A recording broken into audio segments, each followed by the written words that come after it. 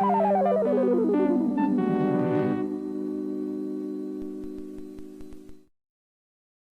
boys and girls. It's your old friend RJ City, and today I will be unboxing Fievel Goes West trading cards, the official movie trading cards, because I guess there was a big bootleg market for Fievel. You go on the street, you're in New York, you're in Battery Park, and somebody says, "Hey, you want some Fievel Goes West?"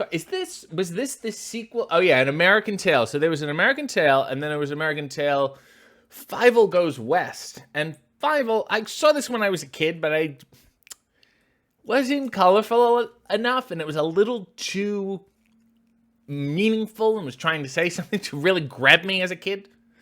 Like, I knew it was beautiful and like a good movie, but I didn't like it. It was lacking Robin Williams as a genie or a Gilbert Godfrey as an Iago. Like, do you know? It wasn't punchy enough for me as a child. So I vaguely remember, and I'm deducing that he's a mouse. 12 full-color animated cards, bonus holograms, limited edition hologram cards have been randomly placed in some of these packages. It's not really a bonus. It's not like I bought the card and then they will be sending another one without me asking. That's why I'm buying these. 1991.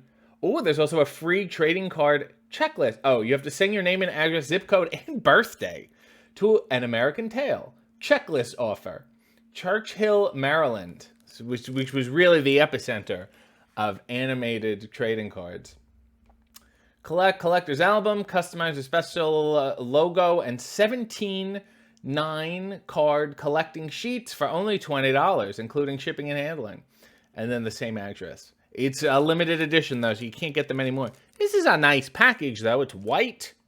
Let's get a good look at old Fiver here with a big hat. But, of course, it would be small to us because he's a mouse. Oh, this opens nicely. Promising so far. A little sticky, but these are... I find these... This is an American Tail. The town meeting. I find these... How do I explain this? The card itself is big, but I find the picture on it to be quite small. How can I get this? Will I ever get these into focus? I think that's the real question of this series. How long will you stare at a blurry scene from Fievel Goes? Maybe if I held it like... There we go. That's a little better. The town meeting and all the mice with hats. This is Fievel's diary. The entire town got together for a big anti-cat rally in Central Park, close to where they sell the bootlegs. We all tried to think of ways to stop the cats from picking on all us mice. As Americans, we have the right to our freedom. So, there's a lot of social commentary going on in this movie, and it probably went whoosh for me as a Canadian child.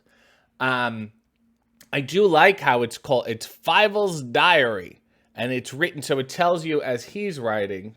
And this is, I also like, and this is an attention to detail, it's a different picture on the caption in the back of the large mouse woman yelling, who also almost reminds me of, what was it, The Importance of Being Earnest? That woman who goes, "Oh, handbag." I'm sure that's who she was based on.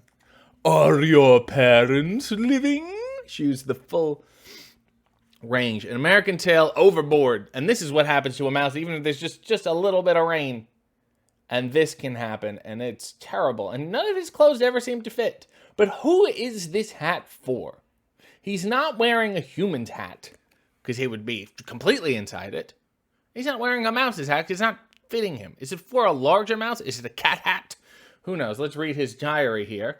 During the storm, I went up on the deck of the boat to see what was happening. Before I knew it, I was knocked over by a wave and fell overboard. Papa tried to save me, but the boat sailed away, leaving me behind. And then he went west. I guess the current was west. And there's him drenched, drowned like a mouse. An American Tail, Fievel Goes West. Family of friends. Here are his friends. There's Lucius and Obo and Frederick and baby Hans. Who can forget? No one knows me better than my mama, papa, and sisters. I count on them for all kinds of things. When you've got a nice family who loves you, I'd say you better hold on to them and love them right back. It's very chipper kid. I love how this is Western thing because they were immigrants in the first one. They came to America. It was like the American immigrant experience. And then they were like, let's do the West. Speaking of the American immigrant experience, give me your tired, give me your poor. There's the Statue of Liberty. And this was before she iodized.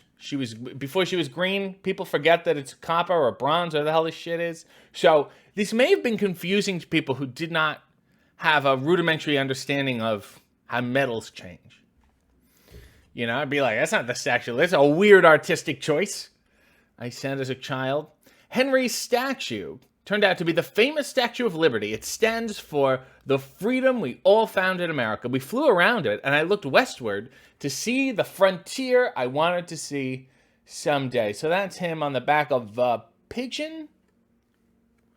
A bird? A city bird? Okay. Miss Kitty.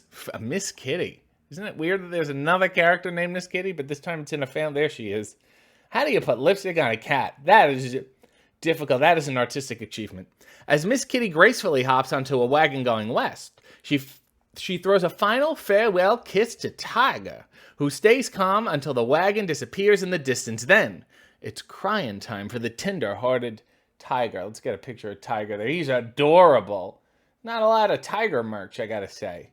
You don't see his picture that many places. This is really the first time I've seen him since the film. It's a lot of cards. This is a good, I don't know what the price is, but good value. The hawk gets Fievel. Oh yeah, that's right. The other animals don't like mice. Not only the cats, but this giant hawk. Even for a hawk, he seems very big compared to a mouse.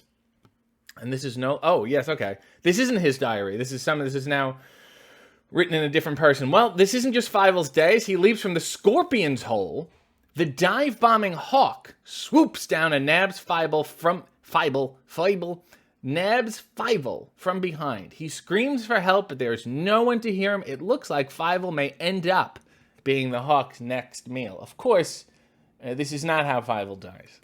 I hate to ruin it for you, but he's not eaten by a hawk. I feel like you all would have known that. If that was the ending, it would go without saying. Fievel entangled. This guy gets up to some shit. What? I don't understand. I'm going to have to read the back of this where they explain why he's entangled. Who should Fievel encounter on his evening walk aboard the train but the hustler mouse, the creature who sold all the mice their railway tickets? But I love how there's a little mouse currency system and economy and industry. But as he reaches out to say hello, the hustler falls atop Fievel, who is shocked to see that the hustler is more marionette than mouse. Okay, so let's try to make sense of the previous picture here. He's all trapped up. Someone is controlling him. But whom? What evil ventriloquist is selling bootleg train tickets to mice? The plot thickens. Just in time, says this dog. There's Tiger in the background there, the ever-tender Tiger. And then who's this guy? Just as the dangerous festivities are about to begin in the town saloon, the heroic... Gee, I cannot read. The heroic Wily Bunch. We're wily. It's good, mainly because of their mustaches. Bursts onto the scene. We've come to close you down, proclaims Wily Burp. Funny. Good name. As he and his cohorts face down the cat gang across the town square. Say there's been a feud between the dogs and the cats in the Wily Bunch led by Wily Burp and Tiger. Even though Tiger is a dog and he isn't feuding with actual cats. So there they are again. There's Wily Burp. Let that settle there. Tanya transformed. Is this the nerdy girl lets her hair down and everyone's like, oh, you're so beautiful? Maybe. I don't remember this at all. Tanya doesn't think she's up to the task of being on stage, but Miss Kitty shows her what a little makeup and self-confidence can do for a young girl. Jesus. Shy little Tanya is transformed into a beautiful lady. But Miss Kitty points out that the makeup is just a mask. Tanya's beauty shines from inside. A lot of lessons in this film, all at once, for really young children. Oh, God. The hawk dive bombs Fievel. This one should have been before. This is terrifying, though. Without just a completely red mouth and eyes. Fievel's wandering through the desert is interrupted by a giant hawk swooping down. From the dark sky in a dive bomb fashion, a small mouse isn't much of a match for a persistent hawk, so Fievel runs as fast as he can, but the hawk is much faster, which we already knew because it's kind of backwards how we did this. Oh, look at this. Tiger on stage. I love how it was like Wild West also had vaudeville. Is this like a little fake feud here? Arrgh, these guys are yelling at each other. After a near drowning in the river and a quick visit atop a steamboat, Tiger lands exhausted upon a stagecoach heading west. But alas, the stagecoach is also carrying a huge dog, and Tiger faints dead away. He ends up hanging off the back of the stage out of view of the dog. And here's, I think, the same picture of Tiger as before. Maybe these are just like character card pictures. So Tiger is a dog named after a breed of cat. And of course, the dogs and cats fight, but Tiger does not also seem to be well liked by dogs either. He seems to be frightened of them. Lot going on, thick plot. This is the last card of them in the town square. This is very triumphant here. Let's see can we get it a little better? You have to wait. You have to like put it here and then wait. No, I ruined it. The banner outside of the Green River Saloon welcomes all the town's mice to come join in on the fun at the grand opening celebration. Cat R. Wall. Wow. W-A-U-L. Wow. Cat R. Wall. Caterwall. No, it's not a pun for anything. Looks out from the podium, proud of his saloon and of his evil plan, yes, because the cats are evil, to turn the mice into his dinner tonight, a plan that looks like it may succeed. Here's Cat R. Wall, and I don't know enough about the industry men of the American West to get who that's supposed to be referencing. Wyatt Earp, Wiley Burp, I got that. Cat R. Wall, is it Robert Wool? I don't know. Nevertheless, this movie was ambitious and thought a lot more of kids than they actually were. Thank you, Fievel.